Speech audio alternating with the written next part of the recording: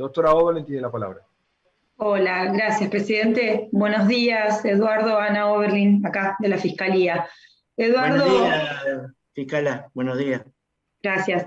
La primera pregunta es si usted estuvo privado ilegalmente de la libertad en la última dictadura y en su caso que nos relate por favor lo ocurrido. Sí,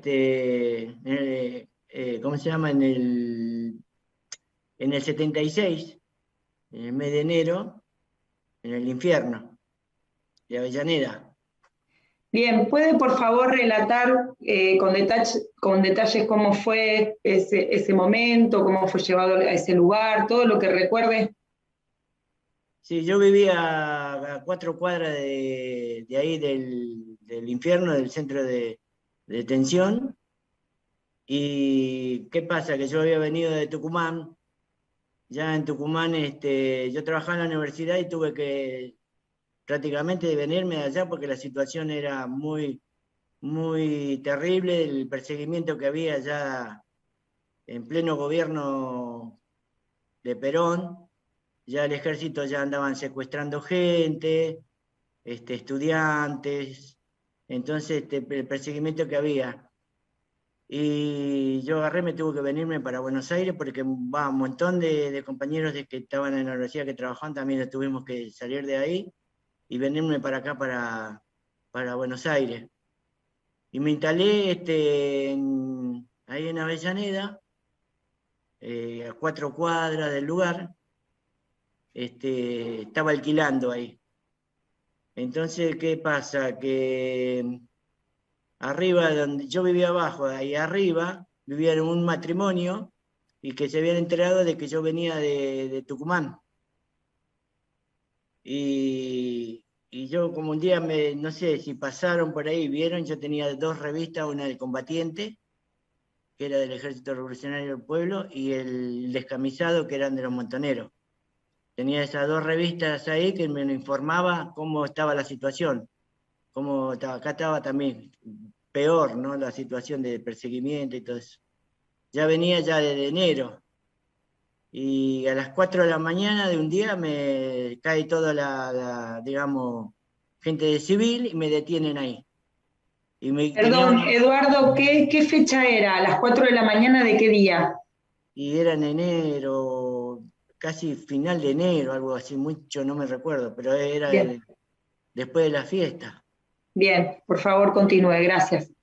Tenía tenía una máquina de escribir, entonces arriba dice, ¿qué pasaba? De que, o pareja, o gente que venían de Tucumán, o que venían de otro lado, decían, che, ¿no serán terroristas? Porque para todo, o sea, el militar, la policía, todos pensaban de que parejitas jóvenes que venían de otro lado, o venían escapados, o eran terroristas. Y justo a mí me enganchan las revistas ese y una máquina de escribir.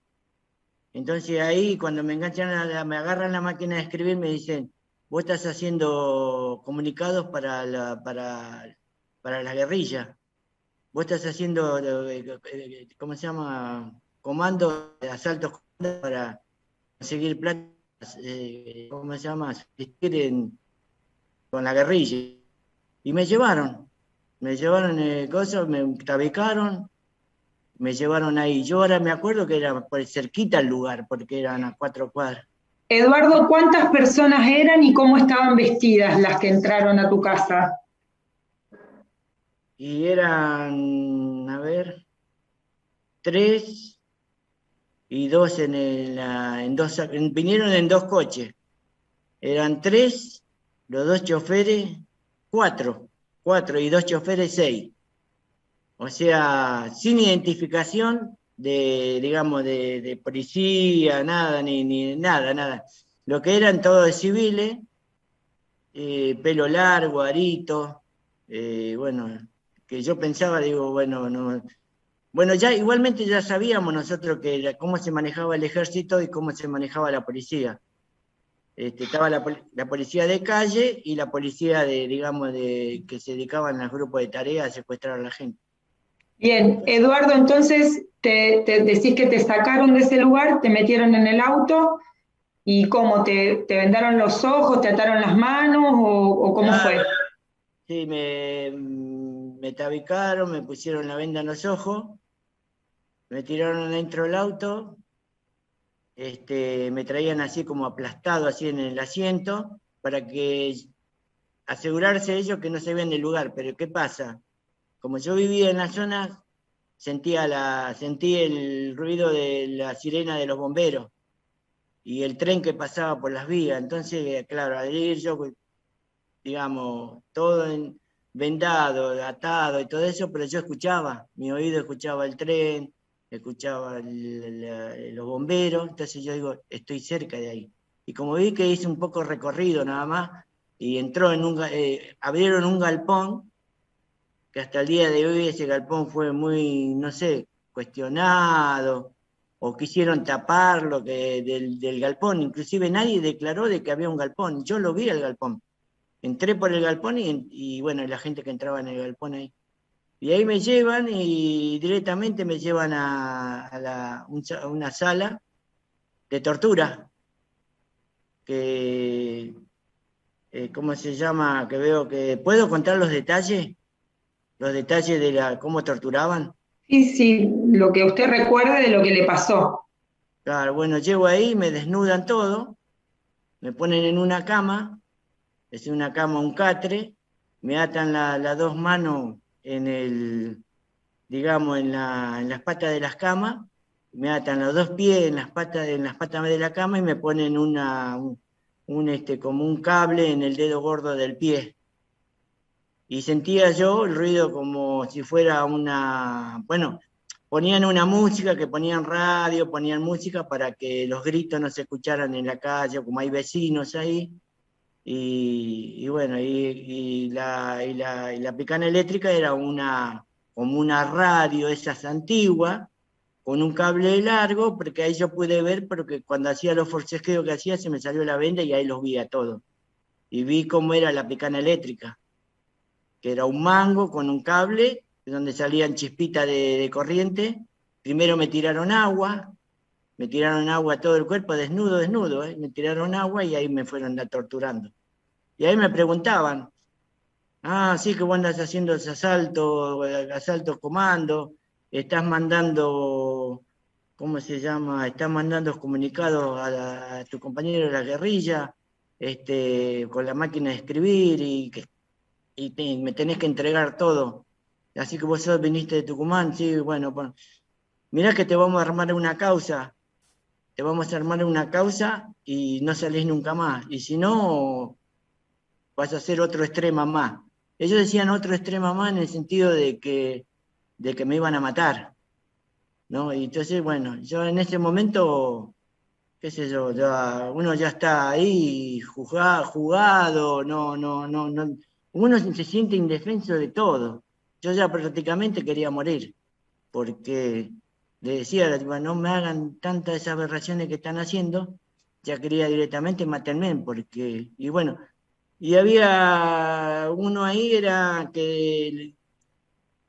que yo, para mí era el médico, era un médico, alguien que sabía, porque le decían, ya está, no le den más, no le den más porque se nos va a ir, se nos va, se nos va. Bueno, por el tema que yo, bueno, ahí, por el tema de por un infarto. Según ellos dice que tuve un infarto, bueno, me llevaron adelante, me hicieron estos golpes de corazón, y después, bueno, me sacaron ahí, me llevaron a las celdas, y de ahí me tiraron ahí adentro de una celda chiquita donde habían otra gente más ahí. Eduardo, ¿recordás a las personas que habían ahí? ¿A otras personas dijiste que había? ¿Quiénes eran? ¿Conocías a alguien? ¿Supiste el nombre de alguien? De las personas que estaban en las mismas condiciones que vos, o sea, secuestradas como vos. ¿Recordás a alguien? ¿Haber visto a alguien? ¿Haber escuchado a alguien? Y, y sí, porque ahí donde yo estaba, había gente, estaban detenidas también, pero no tuve vinculación prácticamente con nadie. Estaba ahí, digamos, en ese calaborcito estaba yo solo ahí. Después me pusieron 2 chicos más, que por eso fue más adelante cuando ya me blanquearon y bueno. Pero de ahí, eso fue en enero, febrero, que ya ellos empezaron a hacer operativos ya de traer gente, que yo escuchaba que decía, tenemos que ir a tal lugar y tenemos que traer tanta gente y bueno, se ocupen los lugares, porque eso es grande, es como un petit hotel. Del otro lado habían celdas grandes y habían celdas chiquitas. Entonces tenían que desocupar esas celdas porque iban a traer mujeres y chicas. Bueno, la mayoría eran todos jóvenes. Entonces eran como las 2 de la mañana, me acuerdo, y tapaban digamos, las partes de las rejas. No sé si ustedes fueron a conocer el infierno, es grandísimo los calabozos, entonces se ponían mantas para que no se viera por las dudas, pero yo como estaba herméticamente cerrado, el calabozo eran herméticos cerrados, pero siempre había un agujerito que se miraba, que se podía ver para afuera. Y esa noche fue que yo vi a las chicas, 3 chicas embarazadas, que las traían atadas con alambre, las manos, arrastrando los pies, pobrecita, porque ya no sé de qué lugar las traían, ya venían mal. Y después vi 2 señoras grandes, que eso ya lo declaré yo en el juicio de Checolá, que yo vi dos señoras grandes, que yo dije, ahí me acordé de mi mamá, de mi abuela, todo, dije, pero son gente grande. Entonces dije, no, acá, yo pensaba, digo, acá caen todos. Acá traen a cualquiera, todos eran guerrilleros, todos. Y bueno, y trajeron 3 chicas que estaban embarazadas, y como digamos, en la puerta de los calabozos, ahí todavía existe todavía, hay una cocina que estaban los que cuidaban, ¿no? Lo que le decían cabo de guardia, eso, los que cuidaban ahí. Entonces, lo que ellos hablaban, nosotros yo escuchaba, como sé los nombres de ellos, decían Tito, che, dale, vení, Tito, vení para acá, no, o sea, no eran nombres, eran nombres ficticios, porque ellos también no querían saber que uno sepa los nombres de ellos. Entonces decía, andá a los bomberos y trae la comida que vamos a, ¿cómo se llama?, a darle de comer a las extremas, porque ellos trataban así, a las extremistas. Y eran estas 3 chicas que yo no olvido nunca, de las que estaban embarazadas, y las 2 señoras estas. Entonces le dice, y no, dice, pero ¿qué? Si estas las van a llevar, la van a llevar mañana. No, si estas son boletas. Esta van a tener los chiquitos, tienen los bebés y después ya, chao, fueron. Es para mantenerla, decían. Tenés que darle la comida. Entonces, bueno, dale, trae la cuchara. Traían la comida, venían los bomberos, que yo también lo declaré en la causa de Checolá, que ellos negaron, los bomberos negaron, que los bomberos de Avellaneda, a 2 cuadras de ahí, traían la comida, traían los tachos de comida, y, o sea, y los policías que estaban, porque eso era como una brigada, era. Y por eso yo digo siempre, los comisarios, los jefes, todos los que estaban ahí sabían lo que ocurría todo eso, de que había chicas embarazadas. Después, con el tiempo, dice que no hay ninguna denuncia, que no vieron nunca a una chica embarazada. Yo las vi, 3 chicas embarazadas vi. Y después tuvo un día, después no la vi. Y ahí, cuando ellos hablaban, decían, che, esta es extrema, hay que llevarla a la maternidad. Yo decía, la maternidad. ¿Y qué pasa? Con el tiempo, cuando a mí me llevan al pozo de Banfield, me enteré que era la maternidad, que decían ahí, que las llevaban ahí a las compañeritas para que tengan el bebé, y bueno, y ella, no sé, ellos decían esta, sí. Eduardo, vos dijiste que escuchaste cómo se nombraban entre sí las personas que te tenían secuestrado. ¿Te acordás algún sobrenombre, algún dato de las personas que te tenían secuestradas? Yo tengo lo que ya también está declarado en la causa, los nombres de... ¿Puedo ver? A ver. Presidente, no sé si le autoriza. El señor presidente, señoría. Sí, señor Castellano, ¿estas son anotaciones propias suyas? ¿Eh?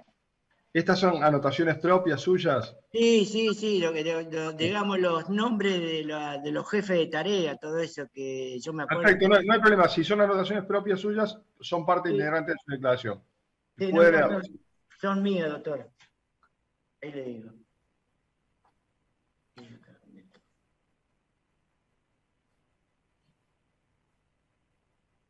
Ahí le digo, doctor.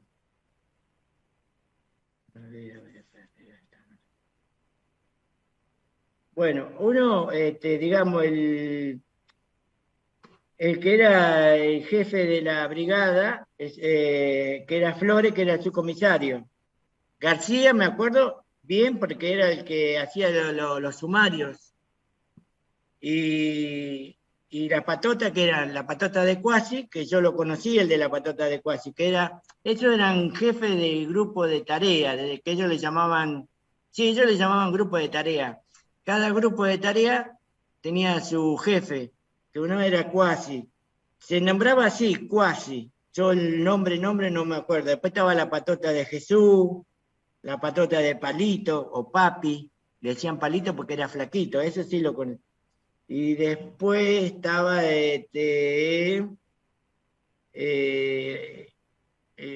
Gómez, el negro Gómez, que le decían rompetecho, porque era muy conocido porque cuando iban ellos a operar a las casas, a hacer los secuestros y todo eso, se entraban por los techos y le decían rompetecho.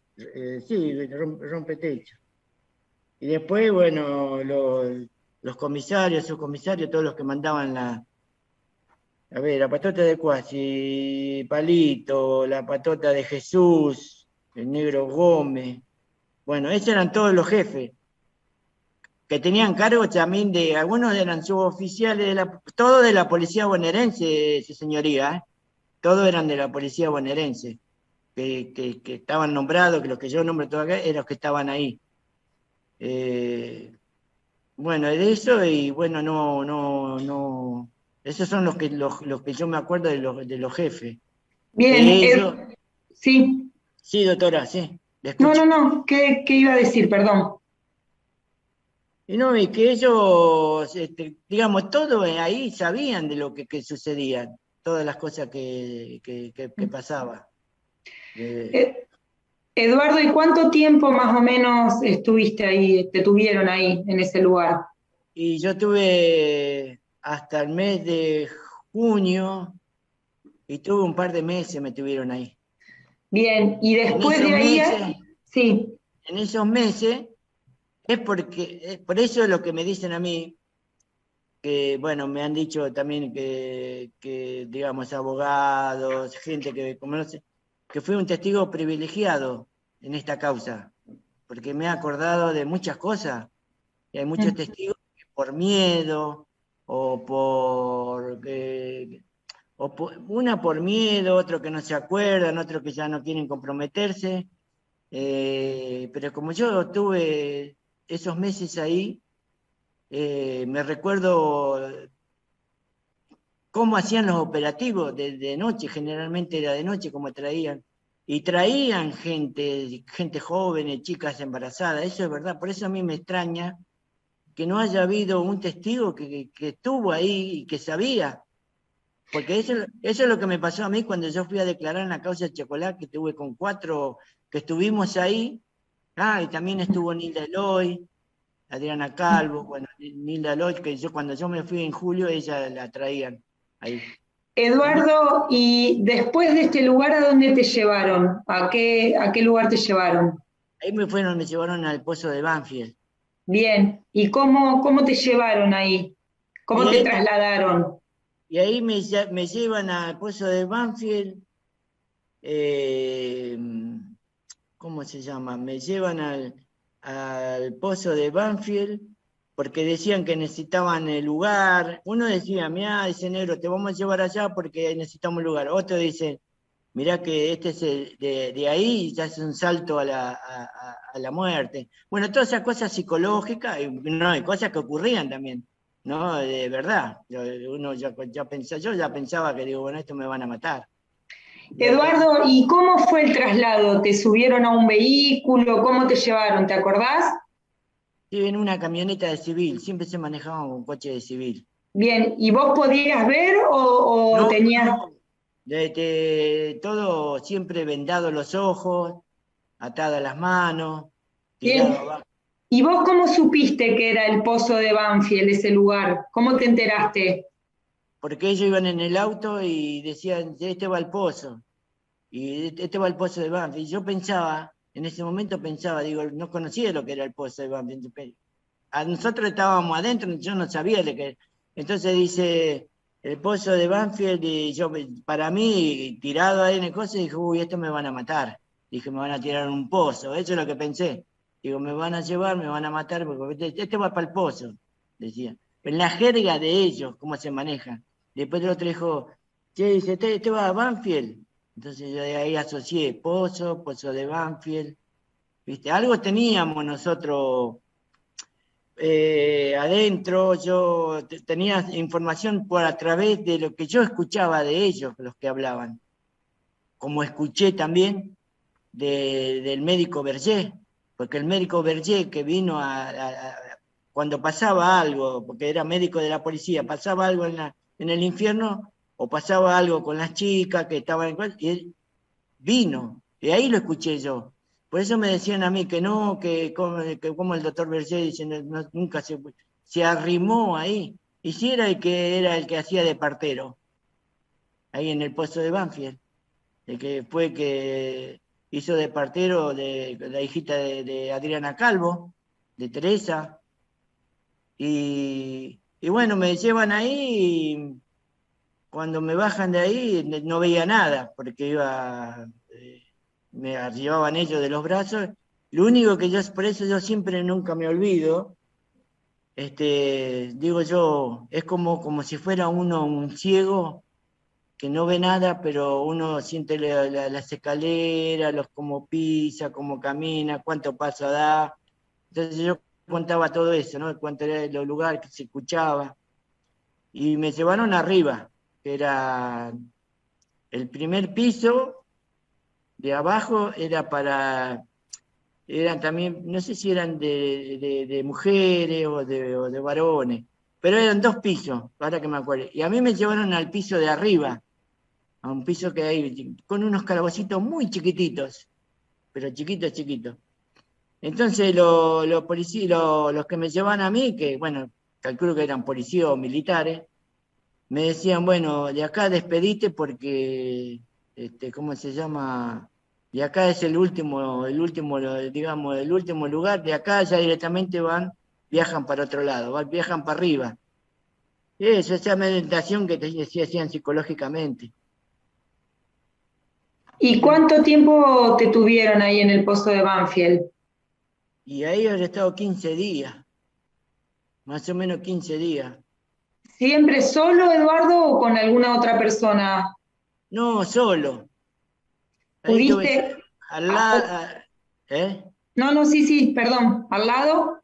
Al lado mío, bueno, que eran calabocitos chiquitos, sí, había gente. Había una chica que estuvo ahí también porque yo golpeaba No, la chica golpeaba la puerta y decía, hay alguien, hay alguien, hay alguien, porque era la comunicación que a veces uno tenía para saber quién estaba al lado, como lo que me pasó a mí en el infierno, que habían, ¿cómo se llama? Habían comunicación con otros presos que estaban ahí y le decían, Carlitos, si llegás a salir, anda a avisarle a mi mamá. Se ve que ellos que se conocían, porque la habían traído de una fábrica de Sayar, no sé, algo así, que ya trabajaban ahí. Porque ellos llevaban obreros, gente trabajadora, o sea, ¿no? O sea, Eso no en es. el infierno, en el lugar que llamás el infierno estás refiriendo, Claro, ¿no? claro, ahí en el Bien. infierno. Sí. Y en Y el pozo de Banfield, ¿recordás algún nombre de alguna de las personas que estaba en la misma situación que vos? menos, ¿Algo? menos comunicación se tenía ahí, porque Bien. ya digamos, los calabozos ya eran ya directamente como le decían la heladera.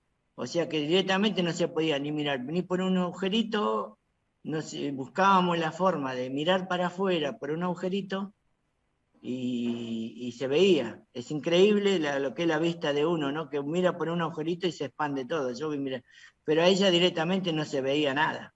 Era prácticamente todo nulo, oscuro. Eduardo, ¿ahí te interrogaron o algo en algún momento? Ahí ya no me tocaron. ¿Pero te interrogaron? ¿Te hicieron Sí, ahí me preguntas? interrogaron, sí, me interrogaron.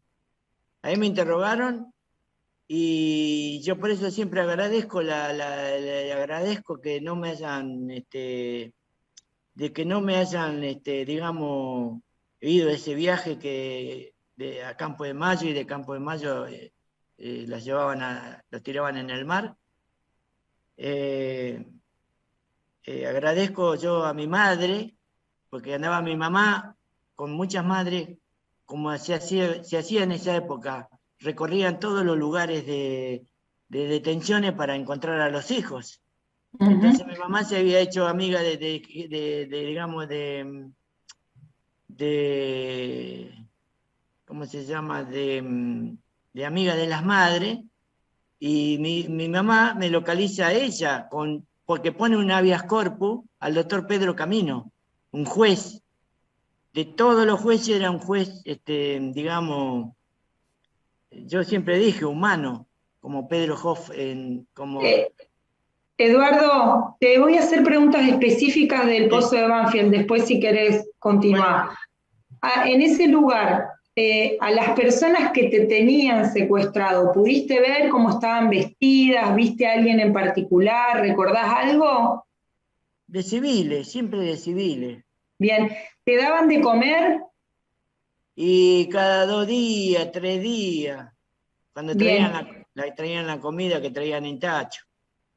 ¿Y qué era la comida, te acordás? Y eran tipo una porquería porque eran fideo hervido, cosas así, pero no, o sea, comida malísimamente, la verdad, uno comía de hambre. El mate cocido lo daban sin azúcar, el pan era un pan duro pero para uno era lo más rico que había, porque al no tener uno tanto hambre, igual que el agua. El agua, ellos muchos no daban el agua porque el hecho de que, como sé, cuando me torturaron ahí en el infierno, no nos daban agua por el temor de que uno, después que pasan la picana eléctrica, eso no puede tomar agua. Entonces se restringía el agua. Y, bueno, ¿Y en el Pozo de Banfield también? ¿Tampoco te daban agua? Daba agua, sí, pero muy poquito, muy poquita Bien. agua. ¿Y te dejaban ir al baño? ¿Te dejaban bañarte? ¿Cómo era? No, bañar no. Cuando uno quería ir al baño, gritaba. Quiero ir al baño, quiero ir al baño, quiero ir al baño. Entonces, había uno que ahí venía, había seguro un represor, un policía, y me volvía a vendarme de vuelta adentro, me ponía las esposas, pero ya me ponían las esposas adelante y me sacaban para el baño. Y se Bien. ¿En algún momento te vio algún médico en ese lugar, en el Pozo de Banfield? Sí, me vio un médico. Bien, ¿y qué recordás de eso? Me vio un médico porque eso fue cuando mi madre hace el habeas corpus y el juez toma conocimiento del juez, no sé, por eso digo yo, la bendición de este juez, de mi vieja, que me tiró el habeas corpus, se constituyó, era al revés, porque habían jueces que se constituían en la sala de tortura. Hubo jueces así que se constituían porque querían sacar la verdad, que sí o sí querían saber. Y habían jueces que no, que eran, para mí, Camino fue un juez que se la jugó. Bien, ¿y él fue al Pozo de Banfield cuando vos estabas ahí? Sí, fue a ver, digamos, el habeas corpus. Pero él se hizo como presente ahí para saber que realmente estaba y se puso fuerte y me localizó ahí. Y ahí me tomó ¿cómo se llama? Me hicieron ¿cómo se llama? Ahí me pasan legalmente. Bien. ¿Y cuánto entonces dijiste 15 días en el Pozo de Banfield? Y de Banfield, brevemente podés decir a los lugares a donde te llevaron y cuándo recuperaste la libertad finalmente. Y bueno, ahí yo recorrí muchos lugares, me llevaron de traslado, por el hecho de que, no, pero claro, yo estaba, antes de que el juez también o sea, que me llevan al Pozo de Banfield, ¿no? De ahí, del Pozo de Banfield, bueno, ahí sí, estoy con el juez, con el camino. Pero ¿qué pasa? El juez me saca de ahí, ¿no? Me saca de ahí, me manda, digamos, me llevan a Olmo, ya blanqueado, ¿no?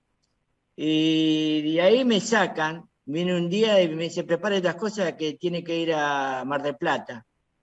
Prepare las cosas que tiene que ir a... Yo no tenía nada de Mar del Plata. Y me llevaron a Mar del Plata. Bueno, me llevan ahí. Me llevaron también a un centro clandestino de Mar del Plata. Entonces digo yo, ¿por qué me llevan a Mar del Plata? Entonces me dicen ellos, porque en Mar del Plata hay 3 extremas que te están nombrando a vos. Vos sos tucumano, ¿no? Ah, vos venís de Tucumán, vos sos de allá, ¿no? Vos estuviste con el ER y todo eso. Bueno, ¿viste? Ahora vas a ver lo que es. Me llevan allá. Tuve un par de días de ahí me trasladaron a otro lugar y así me tenían. Hasta que me llevaron recorrí esos lugares y me llevaron a Casero. En Casero arriba había, ¿cómo se llama? El piso 18, que era solamente todo para gente había mucha gente desaparecida ahí también arriba, en el piso 18. Eso también yo lo declaré. Y de ahí hay un motín, ahora que me acuerdo, hubo un motín en Casero y de ahí me sacan de ahí, me llevan a Devoto y de Devoto me dan la libertad. Bien, ¿cuándo te dieron la libertad? ¿En qué fecha? Sí. Y eso fue después de la democracia, fue en el 83, 84. Bien. Cuando ya vino de Alfonsini. Bien. Bueno, no tenemos más preguntas, presidente. Muchas gracias, Eduardo. No, usted, doctora. Muchísimas gracias, doctora Oberlin. Pregunto a las querellas si hay alguna pregunta para el señor Castellanos. Sí, señor presidente. Sí, buen día, señor presidente. Doctora Colitor tiene la palabra. Y después, por favor, señor presidente, también quisiera formular una pregunta. Sí, doctor Yacoy, inmediatamente después que termine la doctora Colitor le doy la palabra. Gracias, señor presidente. Buen día, señor Castellanos. Mi nombre es Colín Torres, yo soy abogada de la querella Abuelas de Plaza de Mayo. Solamente quería hacerle... Buen día, doctora. Buen día. Quería hacerle solo una pregunta aclaratoria, si usted pudiera recordar aproximadamente, en el periodo de su detención, en el centro clandestino de detención que mencionó como el infierno, ¿en qué momento vio usted entrar a estas 3 mujeres embarazadas que menciona que vio por la endijita de la celda? ¿En qué fecha aproximada? No fecha, pero... Sí. Sí, fue el golpe de Estado fue el 24 de marzo, ¿no? Fue enero, febrero, sí, marzo. En marzo ya habían hecho cambios digamos, en el infierno, en el lugar de cautiverio, ya habían traído albañiles para hacer los cambios que tenían que hacer de seguridad. Porque ellos decían de que tenían que hacer el lugar de seguridad porque iban a traer mucha gente de detención, para detenidas que estaban así.